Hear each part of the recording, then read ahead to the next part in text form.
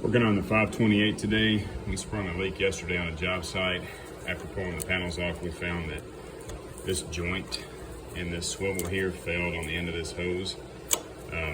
This is not too terrible to get out. Just want to kind of run you through the routing on this. So once you've got it free here, it does go down, around, comes back through the front and goes in through the hole down there. I'm not sure if you can see that in the bottom. And this is one of your cylinders for steering.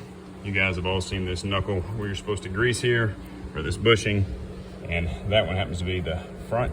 Just make sure when you get this hose replaced that you get 2 new washers on here as well. Those do have a rail. So we've disconnected here.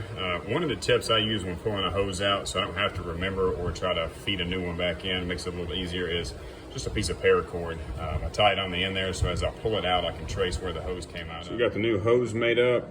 Didn't cover this earlier, but I noticed when I got it off the machine that there was a couple of places that it was starting to rub through. So every time we put a new hose on, we always do a nylon sleeve, and then they throw these crimps on here just to keep it from sliding back and forth. So we've got the hose reinstalled.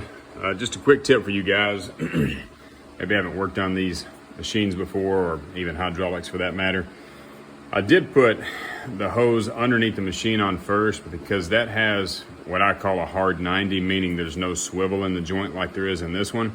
So if you attach that one first, when you come up here, this hose free spins 360, so you don't have to try to fight a particular angle on it. And then I did notice between this fitting and then these two that all 3 of these were kind of bound up together here and rubbing. This back hose did have a little bit of damage on it, so I went ahead and pulled that off and replaced it while I was in here. And what I did is just loosen these up, and then these 90s will move back and forth just a little bit so that you can get the proper gap between each one of these so you don't have anything under a bind. We're gonna test this, top off the hydraulic fluid, clean it up, and get the machine back on the trailer. Hit me up if you got questions.